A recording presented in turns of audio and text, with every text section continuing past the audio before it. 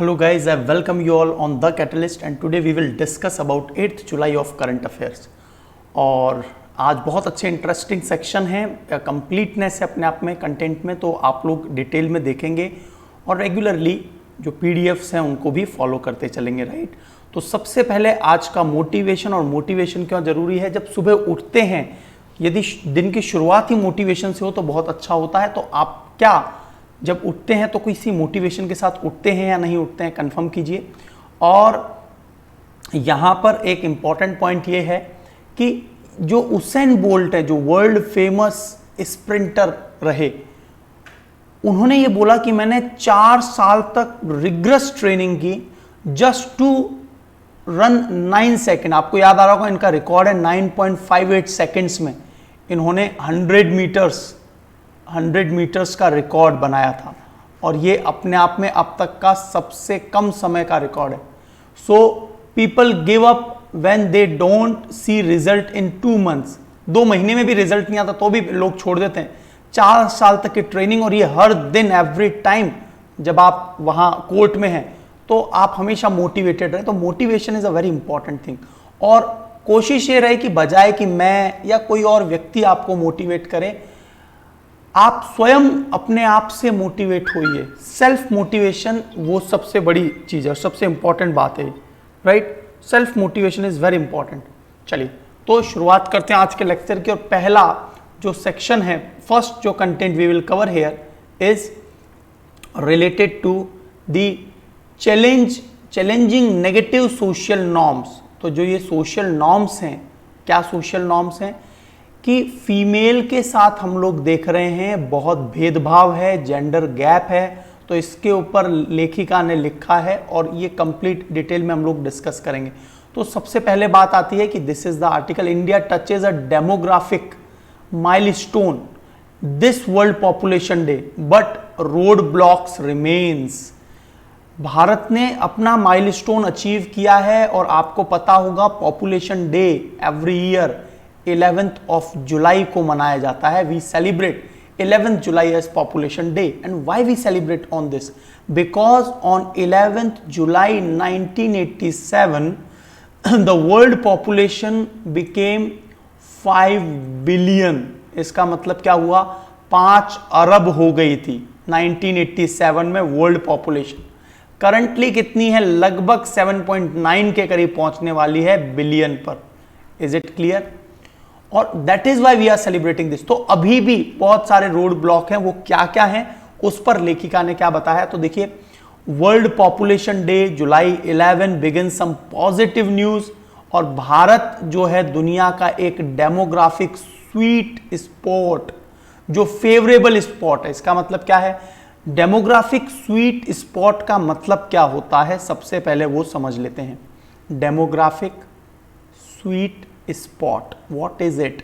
तो देखिए, मैंने आपको बताया था वर्किंग एज ग्रुप 15 to 64, और भारत में क्या है, इंडिया का जो एवरेज औसत आयु है 29 ईयर्स है। मतलब हम लोग यंगस्टर्स है, यंग है भारत में, युवा लोग। अब जब ये 29 साल के लोग हैं तो भारत में जो 65 प्लस की आबादी है या फिर 0 से 14 ईयर की जो आबादी है, वो संख्या कम है डिपेंडेंट्स, क्योंकि ये वर्किंग एज ग्रुप है, इन पर डिपेंडेंट होंगे। तो भारत इस मामले में एक डेमोग्राफिक स्वीट पोटैटो है, प्रोडक्टिविटी के मामले में, उत्पादकता के मामले में।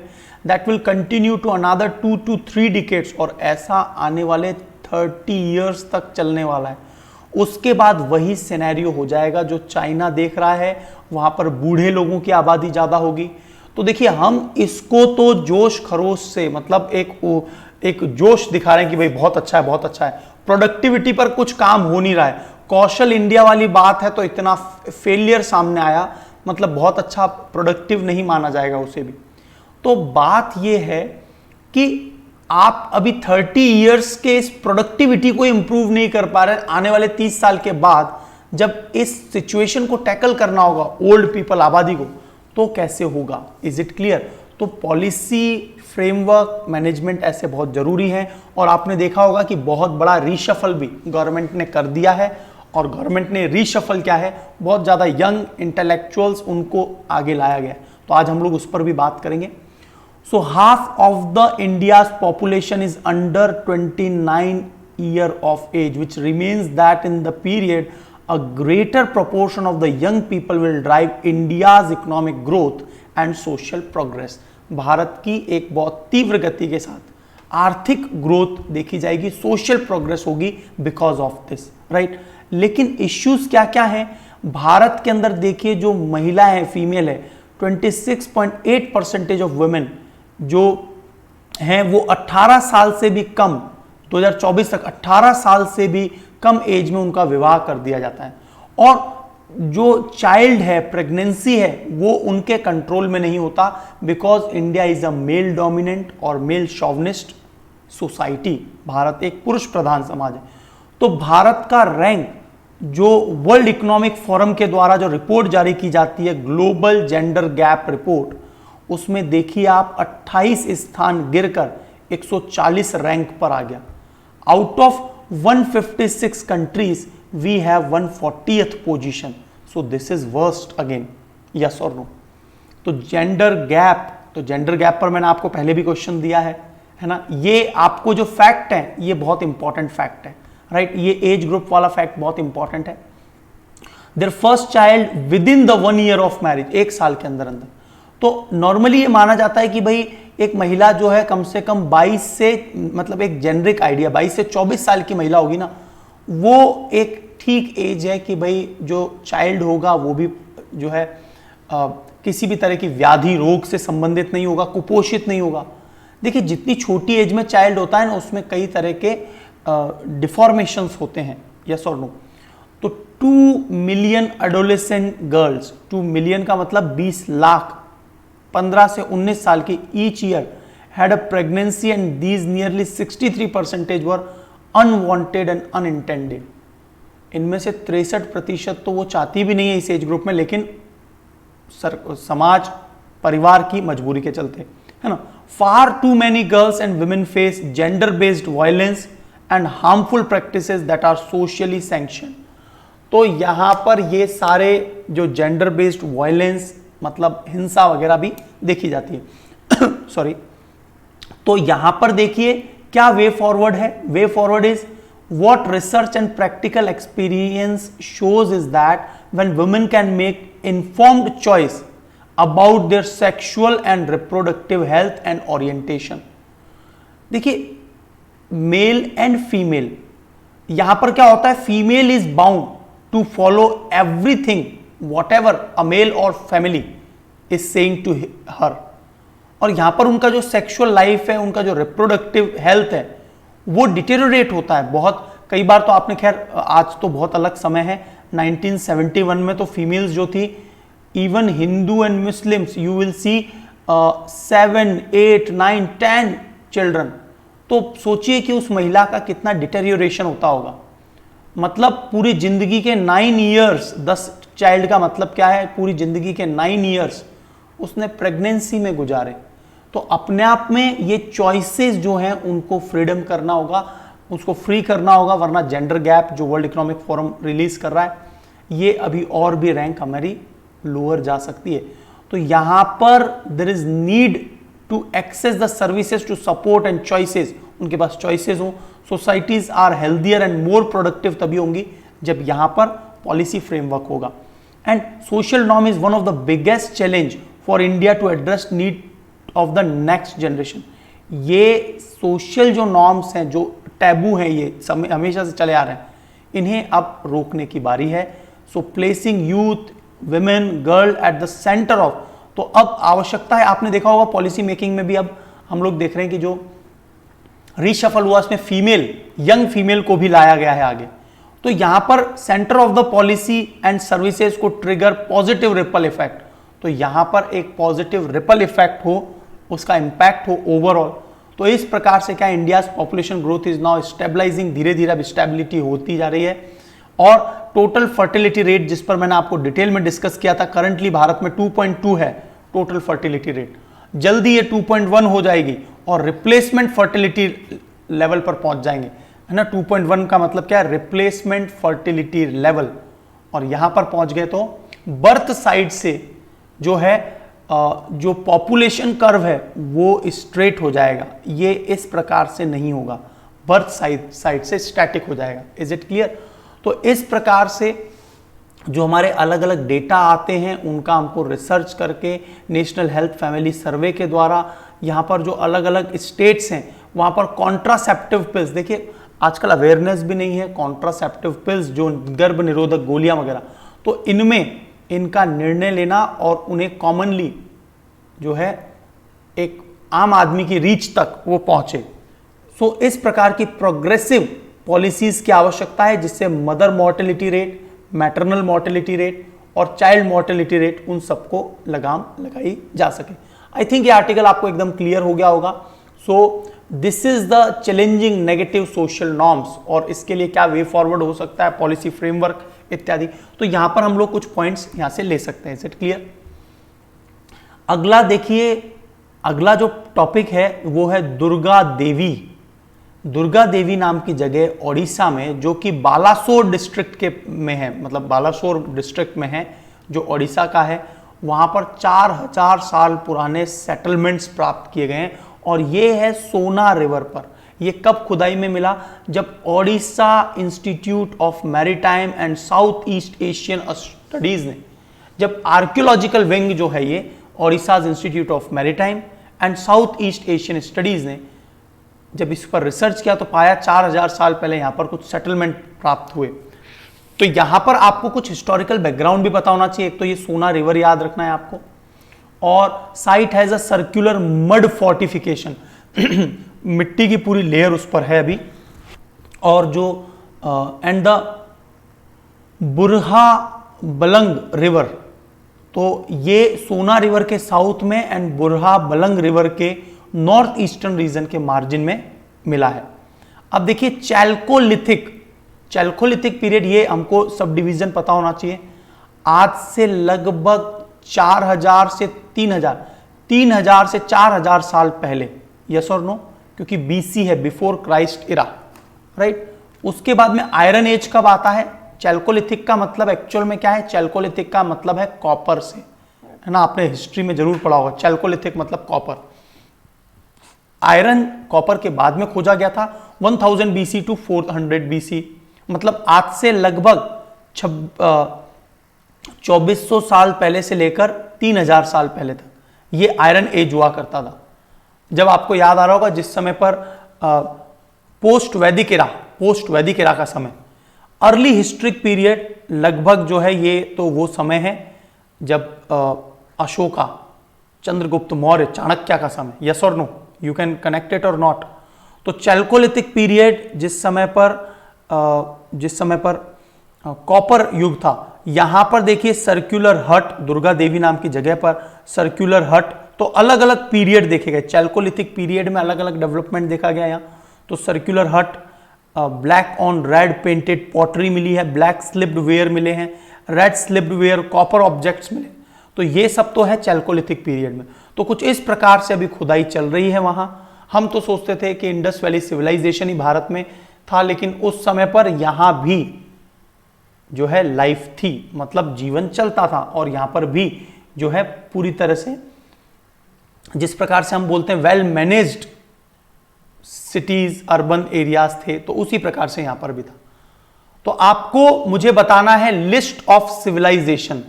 क्या आप मुझे लिस्ट ऑफ सिविलाइजेशन लिखकर बता सकते हैं? सबसे पहले सिविलाइजेशन कौन सी थी? मेसोपोटामियन थी या सुमेरियन थी, और फिर इंडस वैली सिविलाइजेशन, चाइनीज और ग्रीक सिविलाइजेशन।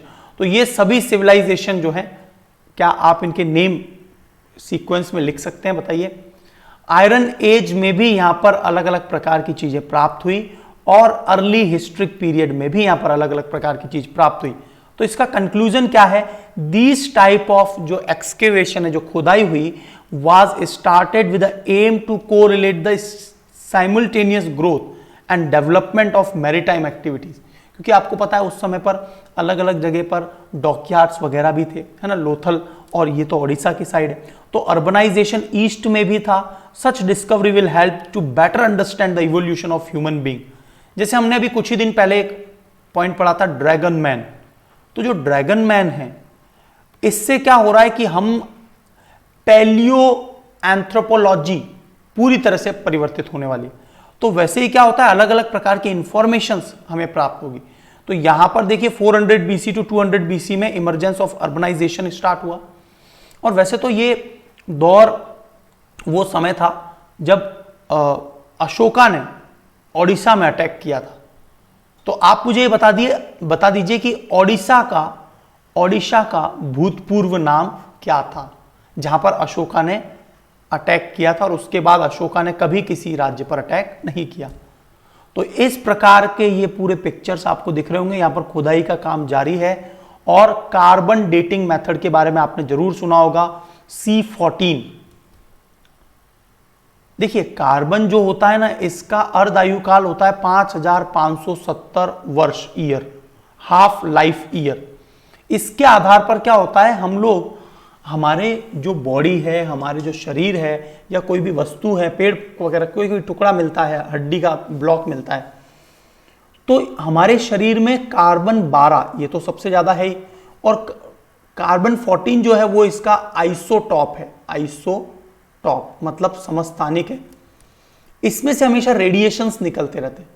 तो जितना ये 5570 में अपने भार का आधा हो जाता है। तो ये कैलकुलेट किया जाता है कि कोई भी चीज, कोई भी वस्तु या ऑब्जेक्ट मिला है, उसमें से कार्बन 14 का कितना प्रतिशत डिके हुआ, उस डिके के आधार पर हम लोग उसका हाफ लाइफ ईयर के आधार पे निकाल पाते हैं कि ये वस्तु कितनी पुरानी। Is it clear? तो carbon dating methods, short note लिख दीजिए कार्बन डेटिंग मेथड पर, यूरेनियम डेटिंग मेथड पर, ठीक है, यूरेनियम डेटिंग मेथड और कार्बन डेटिंग मेथड पर शॉर्ट नोट लिख दीजिए, है ना। ये आपका एक आज का काम हो गया। सो दुर्गा देवी साइट एट बालासोर यहां पर मिला है। अलग अलग समय के आर्टिफैक्ट यहां पर प्राप्त हुए हैं 4000 साल पहले, है ना। फाइन ग्रे वेयर, बैंगल्स भी मिली हैं, चूड़ियां वगैरह। तो ये कुछ आर्टिफैक्ट मिले हैं, ठीक है। चलिए अब देखिए, भारत में कोविड की लहर बहुत तेज हो गई थी, नो डाउट, सेकेंड वेव के बाद। तो सेकेंड वेव के बाद देश की सरकार को लगा कि भाई अब तो हमें अपने देश के लोगों को ही वैक्सीन देना है। और बीच में अदूर पूनावाला जो है उसका भी कंट्रोवर्शियल पूरा इश्यू हो गया था। तो डेनमार्क केम इन फॉरवर्ड, जो भूटान को हमने 5 लाख के करीब वैक्सीन दी थी।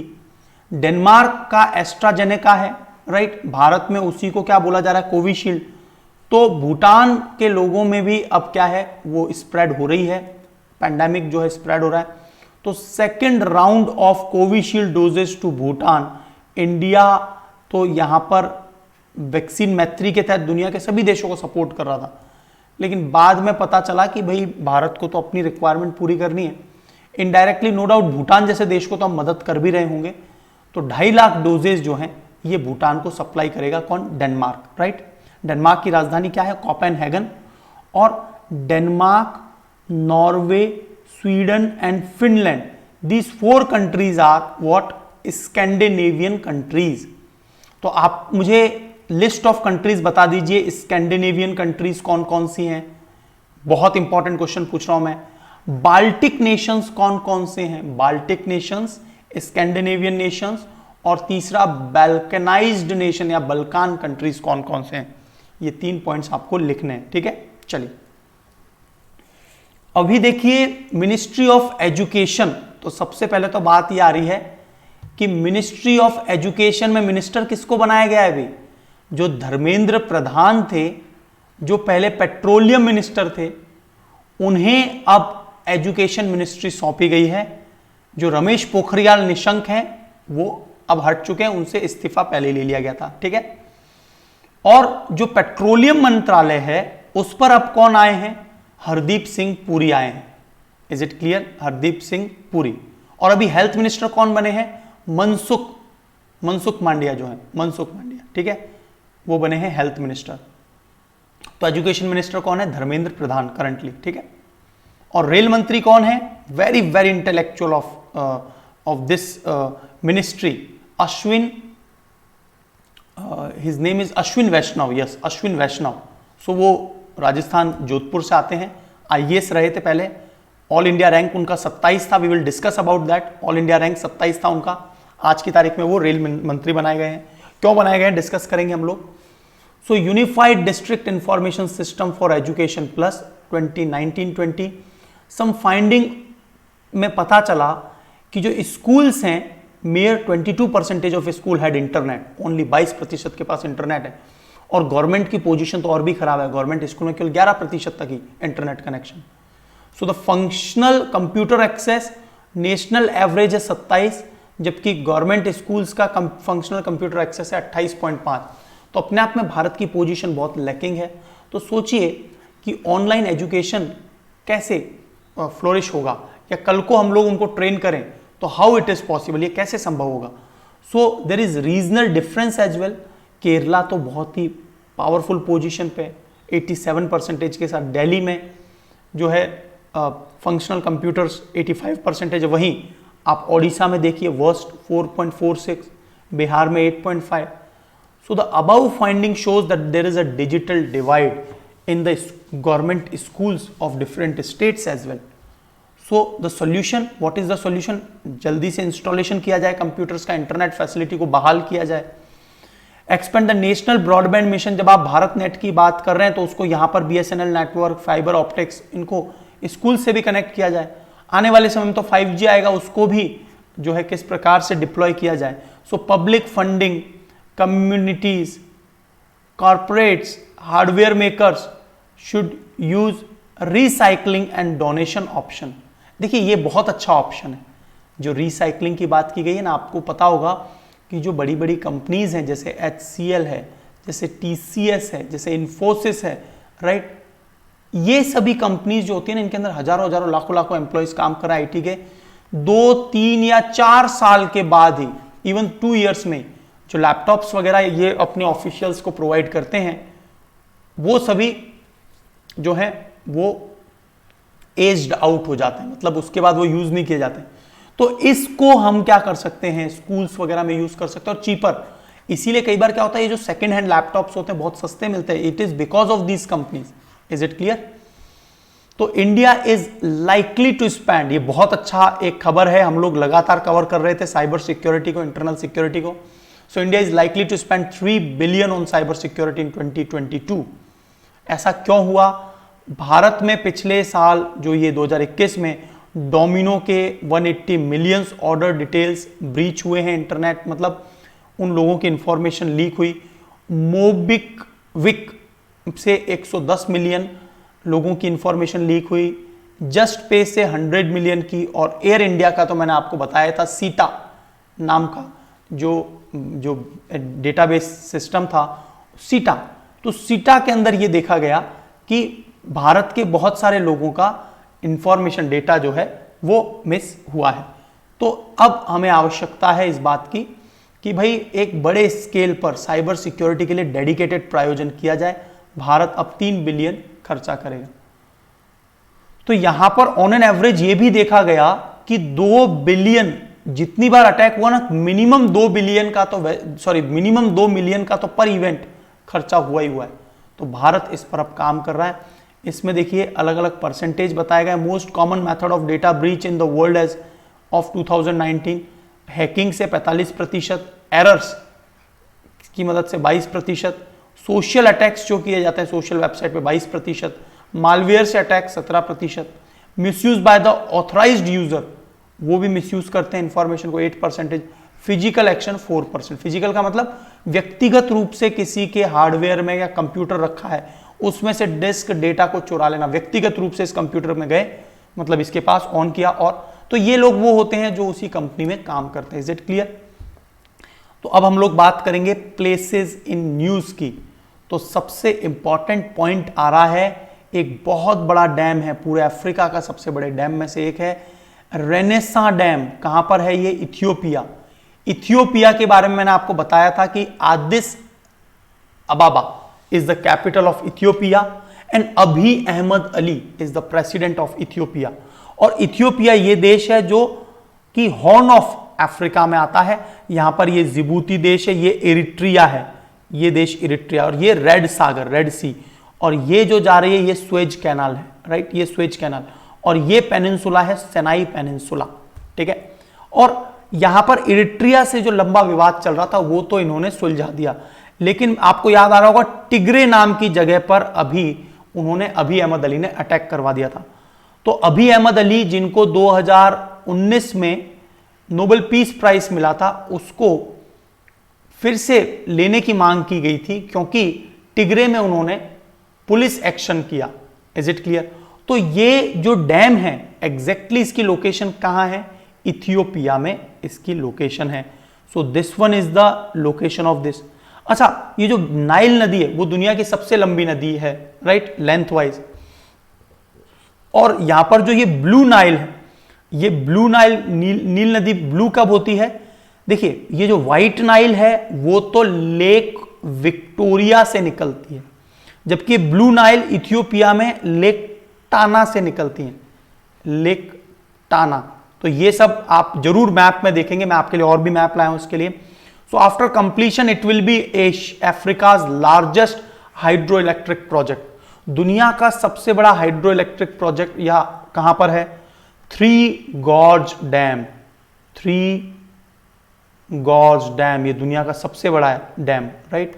और ऐसा ही एक चाइना में है, तो ये थ्री गॉर्ज डैम भी चाइना में है। So formerly known as the millennium dam and it is under construction in the Benishangul Gumuz region of Ethiopia. Blue Nile पर ये लोकेटेड है, 40 किलोमीटर ईस्ट में है ये साउथ सूडान से। साउथ सूडान की राजधानी क्या है? जूबा। और सूडान की राजधानी क्या है? खार्तूम। यस और नो? तो ये सब आपको याद है या नहीं? मिस्र की राजधानी काहिरा, कैरो, और यहां पर एक शहर है अलेक्जेंड्रिया जो अलेक्जेंडर ने बसाया था। काहिरा, कैरो, ये सब आप लोकेट करेंगे आप, है ना, मैप में। सो आई थिंक ये बात क्लियर हो गई है। अब देख लीजिए, मैंने आपको ये बात बता दी कि लेक विक्टोरिया जो है ना, तंजानिया, केन्या, युगांडा देशों से कवर्ड है। यहां से निकलती है व्हाइट नाइल। जूबा देखिए इसी पर स्थित है, खार्तूम भी नाइल पर है और काहिरा भी नाइल नदी पर। लेक टाना से निकलती है ब्लू नाइल, और इसी कारण से मिस्र की प्राणदायिनी रिवर के नाम से जाना जाता है, नाइल रिवर को, ठीक है। वेस्टर्न घाट्स में देखिए अभी क्या हो रहा है। एक तो माधव गाडगिल रिपोर्ट, वेस्टर्न घाट जैसे आए माधव गाडगिल रिपोर्ट जरूर याद रखना, उसको पूरी तरह से इंप्लीमेंट नहीं किया गया था, इसीलिए यहां पर बाढ़ वगैरह आई थी केरला में। States surrounding the Western Ghat have pushed for quick declaration of region as an ecological sensitive area।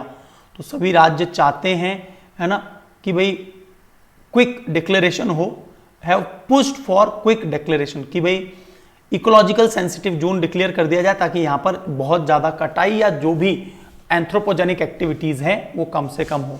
देखिए, ये ऊपर से तो बात करते हैं, लेकिन इंटरनली क्या होता है, ये इकोनॉमी को चलाने के लिए यहां पर अलग अलग प्रकार के डैम और कंस्ट्रक्शन साइट्स एक्सेट्रा करते हैं। अभी हमने देखा था खासरगोड से और तिरुवनंतपुरम तक जो ये रेल नेटवर्क था, है ना, जो 12 घंटे लगते थे, 12 से 16 घंटे, केवल 4 से 5, 4 to 5 आवर्स लगेंगे। याद आ रहा है, हमने एक स्पेशल गोल्डन रोड रेलवेज के बारे में बात की थी, कैन यू रिकॉल? तो पिछली चीजों को रिकॉल भी करते चला करो, रिवीजन प्लान जरूर रखिए अपनी लाइफ में। 7 डेज, एवरी 7 डेज, जब ये 7 डे हो जाए संडे को रिवीजन कीजिए, फिर मंथली रिवीजन कीजिए, और एग्जाम से पहले के 20 डेज और 25 डेज अपने रिवीजन के लिए रखिए। यदि ऐसा नहीं करेंगे तो सब कुछ मिक्सअप हो जाएगा और वहां पर आंसर, जो क्लोज आंसर्स हैं, वो गलत हो जाते हैं। These 6 states include Gujarat, Maharashtra, Goa, Karnataka, Kerala and Tamil Nadu to conserve and protect the biodiversity of the Western Ghat while allowing the sustainable and inclusive development।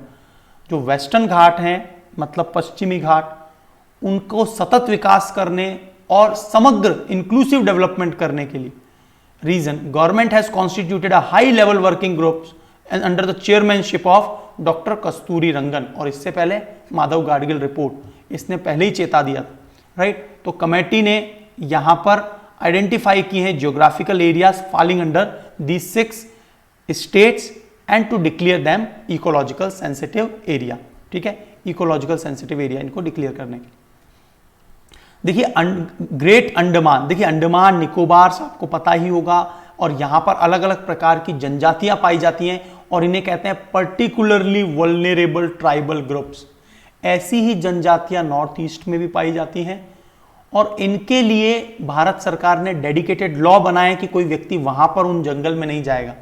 अब जो ये नेक्सलाइट्स है ना, ये भी अपने जंगल्स को बहुत प्यार करते हैं, मॉइस्ट नेक्सलाइट्स। कई बार क्या होता है, किसी प्रकार का डेवलपमेंट होता है तो ये नेक्सलाइट्स वहां पर अटैक कर देते हैं। तो इनके लिए सबसे इंपॉर्टेंट है जल, जंगल और जमीन। तो आप can you connect this 3 point, जल, जंगल, जमीन, इनको ये मतलब लॉस नहीं होने देना चाहते। Water, forest and land. Is it clear? तो यहां पर क्या हुआ है देखिए, 5 member of the great Andamanese tribe has tested positive of कोविड-19। देखिए पहले ही ये वल्नरेबल हैं, इनके पास एंटीबॉडीज नहीं होती, ना ही ये वैक्सीन लगवाते हैं, और ये मानवीय जो हमारी जो प्रजाति, जो हम लोग शहरों में रहते हैं, इनसे बिल्कुल अलग थलग रहते हैं। और जो एक समय पर जो आदिवासी हुआ करते थे, या फिर यूं कह लीजिए कि जो एंशियंट ह्यूमन किस प्रकार से रहता था, उसी प्रकार से अपनी लाइफ जीते हैं, बिल्कुल अलग थलग हो गए, है ना। तो यहां पर जब ये पॉजिटिव हो गए तो इनके ऊपर तो बहुत बड़ा इंपैक्ट आने वाला है, क्योंकि वो तो वैक्सीन वगैरह भी नहीं लगवाएंगे। So they are one of the 5 PV, और यहां पर 5 अलग अलग प्रकार की जनजातियां बहुत इंपॉर्टेंट है, सेंटिनलीज, शोम्पेज, ओंगे, जारवास एंड ग्रेट अंडमानीज। तो आपको ये बताना है ना, at least you need to write 10 to 15 tribes very famous of India, और वो किस राज्य से संबंधित है, हमेशा ये कनेक्ट करने को आता है। करंट अफेयर्स में किसी भी जनजाति के बारे में चर्चा आती है, या किसी स्टेट में कोई ऐसा कॉन्सेप्ट आता है, तो फिर ये पूछे जाते हैं। तो नॉर्थ सेंटिनलीज, अलग अलग लोग यहां पर रहते हैं, ठीक है, ग्रेट अंडमान। अच्छा, आपके लिए ये बताना है मुझे, ये मैंने आपके लिए छोड़ा है क्योंकि मैंने रिसेंटली आपको पढ़ाया था। व्हाट इज इट, ये क्या है, क्या आप देख के पहचान सकते हैं? It is related to what, है ना। और उसके अलावा ये भी बताना है, जब आपको नाम पता चल जाए, याद कीजिए नेट्रेक्स, याद आया है ना, टेस्टिंग साइट है, ये कहां पर बनाई गई है, इंटरनेशनल लेवल की टेस्टिंग साइट बनाई गई है। शॉर्ट नोट लिख दीजिए नेट्रेक्स पे, short note, why it is required etcetera, जो मैंने पहले पढ़ाया था आपको। Mali suspended from African Union. African Union में टोटल 54 कंट्रीज हैं, और माली को अब इसमें से सस्पेंड कर दिया गया। मोरक्को जो है, मोरक्को वो यूरोपियन यूनियन में ज्यादा मतलब अपनी एंगेजमेंट दिखाता है। तो इस प्रकार से माली को क्यों हटाया गया है, सारा डेजर्ट में आता है माली, है ना। और यहाँ की बमाको, ये कैपिटल आपको याद रखनी, कई बार हो सकता है मैच करने के लिए आ जाए। तो Bamako is the capital of this Mali, बहुत ही पुअर कंट्री है। तो यहां पर African Union suspended Mali's membership in response to military coup and it threatened Mali with sanction of civilian led government was not restored. तो जो civilian या democratic government है उसको रिस्टोर नहीं किया जा रहा, और यहां पर जो है सैन्य तख्ता पलट हुआ है, और इसीलिए इन्होंने इसको यहां से, जैसे म्यांमार के ऊपर कई सारे सैंक्शन लगा दिए अभी देशों ने, है ना, आपने देखा ही होगा। तो ये रीजन बहुत इंपॉर्टेंट है, आपको पता होना चाहिए। अल्जीरिया, अल्जीरिया जो है अफ्रीका का क्षेत्रफल वाइज, एरिया वाइज सबसे लार्जेस्ट कंट्री है, और पॉपुलेशन वाइज बात करें तो नाइजीरिया, ठीक है, niger is a different country. Burkina Faso, यहां पर आपको मैंने प्रीवियसली कनेक्ट किया ही था कि लगभग 160 के करीब लोग मारे गए थे। Guinea, Senegal, Mauritania, right. तो ये कुछ आप मैप्स देखते रहा करो। देखिए एक और चीज चर्चा में आई है, देखिए कई बार क्या हो रहा है, मैं आपको पुराने कंटेंट भी कवर कर रहा हूं यहां, क्योंकि आपको अपने एग्जाम के लिए कम से कम, जैसे 10 अक्टूबर को आपका प्रीलिम्स है, तो कम से कम आपको जनवरी 2020 के करंट अफेयर से स्टार्ट कर देना चाहिए, और यदि आप यहां से नहीं करें तो कम से कम अप्रैल से तो कर ही देना चाहिए, 1.5 ईयर्स के लिए। तो ये कुछ पुराने कंटेंट भी मैं आपके लिए लेकर आ रहा हूं, ताकि क्या हो सके कि आपका कोई भी सेक्शन है ना मैक्सिमम कवर हो सके, ताकि आप एग्जाम में उसको जवाब दे सकें। So standing committee of the national board of wild life denotified the entire Galathea Bay wild life sanctuary to allow the port there. तो देखिए भारत ने क्या किया है, यहां पर ये अंडमान निकोबार का जो हिस्सा है, तो यहां पर जो निकोबार है, यहां पर है Galathea Bay wild life century, इसको हमने वाइल्ड लाइफ सेंचुरी से हटाकर पोर्ट बना रहे हैं, स्ट्रेटेजिक पॉइंट ऑफ व्यू के चलते। अब देखिए एनवायरमेंट क्लियरेंस क्या होगा, भाई एनवायरमेंट मिनिस्ट्री भी तो है तो गवर्नमेंट के अंडर में, तो क्लियरेंस दे देंगे वो लोग, है ना। So Galathea Bay is an iconic nesting site for India's enigmatic giant leatherback world's largest marine turtle. तो जो लेदरबैक टर्टल है वो उसकी यहाँ पर नेस्टिंग या ब्रीडिंग साइट है। जिस प्रकार ब्रीडिंग का मतलब यहाँ पे बच्चे देते हैं, जन्म देते हैं, जिस प्रकार से ये वाला जो पूरा एरिया है दिस रीजन ओडिशा का, है ना, यहाँ पर जिस प्रकार से ऑलिव रिडले टर्टल की नेस्टिंग साइट है। Is it clear? So India's national marine turtle action plan had listed Galathea Bay. तो गैलेथिया बे आपको याद रखना है, ये चर्चा में था पहले, ये एक वाइल्ड लाइफ सेंचुरी था, अब यहाँ पर पोर्ट बनाया जा रहा है। It will be important coastal and marine biodiversity area, important marine turtle habitat. तो देखिए कई बार क्या होता है, नेशनल कंसर्न को लेकर हम एनवायरमेंट सस्टेनेबिलिटी को बिल्कुल साइडलाइन कर देते हैं। It is included in the coastal regulation zone and the zone with maximum protection. आपको एक बहुत इंपॉर्टेंट बात बताना चाहता हूं कि जो जापान देश है वहां पर बिल्कुल मतलब वर्स्ट कंट्री था एक समय पे जापान, जब ये सभी को अटैक किया करते थे, मार काट मचा के रखते थे। लेकिन जब इनके ऊपर हिरोशिमा और नागासाकी बम गिराया गया उसके बाद से जापानीज ने बिल्कुल मना कर दिया कि भाई हम कभी आर्मी रखेंगे ही नहीं। और आज तक जापानीज के पास आर्मी नहीं है और उनको वो एक बहुत बड़ा अमाउंट देते हैं अमेरिका को, यूएसए को देते हैं। Is it clear? और यहां पर हमें ये सब करने की आवश्यकता क्यों आ रही है? Because of the Chinese influence. China के इंफ्लुएंस को कम करने के लिए हमको मजबूरन क्या है, हमारे पोर्ट एटसेट्रा को लगातार डेवलप करना पड़ रहा है। यदि ये दो देश ना होते भारत के पास में, पाकिस्तान और चाइना, तो India will not have to face such kind of issue, मतलब इस प्रकार के देश ना होते तो। यस और नो? अब देखिए एनवायरमेंटल कंसर्न, ये जो एग्रेशन है वो किस प्रकार से इंपैक्ट करता है। यस और नो? ये सभी वो परिवर्तन देखे गए मंत्रालय में। तो पीएम मोदी के पास क्या क्या मिनिस्ट्री है वो ये सब है। राजनाथ सिंह डिफेंस मिनिस्टर हैं, अमित शाह होम मिनिस्टर हैं, और एक नया मंत्रालय बना है मिनिस्टर ऑफ कॉर्पोरेशन। कॉर्पोरेशन क्या होता है? सहकार मंत्रालय, एक नया मंत्रालय बना दिया, बिल्कुल फ्रेश है, जैसे आयुष मंत्रालय बनाया गया था। निर्मला सीतारमण फाइनेंस और कॉर्पोरेट अफेयर्स दोनों को देख रही है। Narendra Singh Tomar agriculture and farmer welfare. Subrahmanyam Jaishankar, S Jaishankar, जो कि चाइना के अंदर भी हमारे जो है एम्बेसडर थे, बहुत ही इंटेलेक्चुअल पर्सन है, आईएफएस थे, इंडियन फॉरेन सर्विसेज के। तो ministry of external affair. Arjun Munda, इनको मिनिस्ट्री ऑफ ट्राइबल अफेयर दिया गया।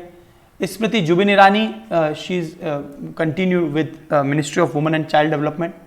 और इसके अलावा पीयूष गोयल, इनको बहुत सारे मंत्रालय दिए गए हैं, देख लीजिए। धर्मेंद्र प्रधान को भी एजुकेशन, स्किल डेवलपमेंट, एंटरप्रेन्योरशिप वाला मंत्रालय दिया। Prahlad Joshi, parliamentary affair, coal and mine मंत्रालय दिया गया। ये देखिए सर्बानंद सोनोवाल, ये अभी आए हैं, इन्होंने पद खाली किया था किसके लिए?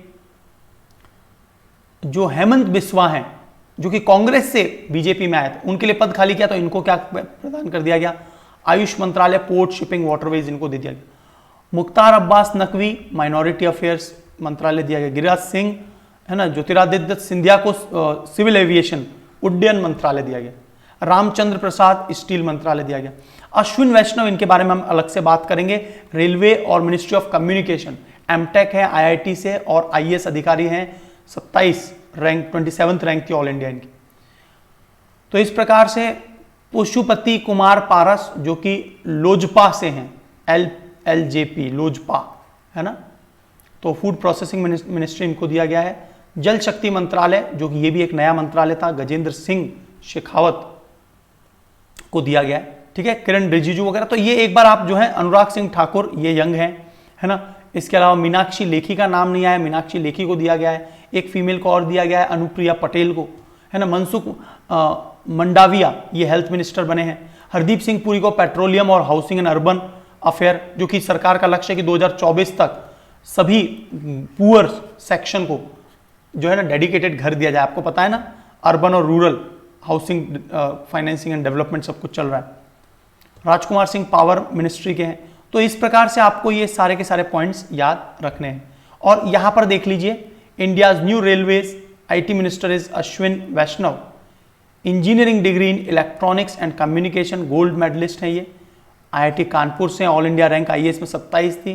MBA from Wharton, vice president of siemens भी रह चुके हैं। कलेक्टर रहे थे बालासोर, वहीं बालासोर के पास जहां पर अभी दुर्गा देवी में एक्सकेवेशन से ये सारी चीजें मिली थी। Is it clear? तो ये कुछ पॉइंट्स हैं जो आपके प्रिलिमिनरीज के लिए बहुत इंपॉर्टेंट है। वैसे डेडिकेटेड एक और सेक्शन है, तो मैं हो सकता है कि आपके लिए शाम तक वो सेक्शन लेकर आऊं, है ना। तो अभी मैं इसी को अपलोड कर रहा हूं और रिमेनिंग जो पार्ट है दोस्तों आपके लिए वो यहां पर अपलोड होगा। देखिए एक मिनट, हम लोग कुछ अन्य टॉपिक पर भी बात करेंगे जो कि ये है। इस सेक्शन को हम लोग डेडिकेटेडली अगले लेक्चर में कवर करेंगे। तो I stop here today. Prelims के सेक्शंस आपको कवर करने, जो क्वेश्चंस दिए हैं वो आप आंसर दिया करो लगातार, है ना। मंत्रालय की लिस्ट वगैरह पता होनी चाहिए। हम लोग आज ये कॉर्पोरेट मंत्रालय जो बना है, कॉर्पोरेशन मंत्रालय, उस पर भी बात करेंगे।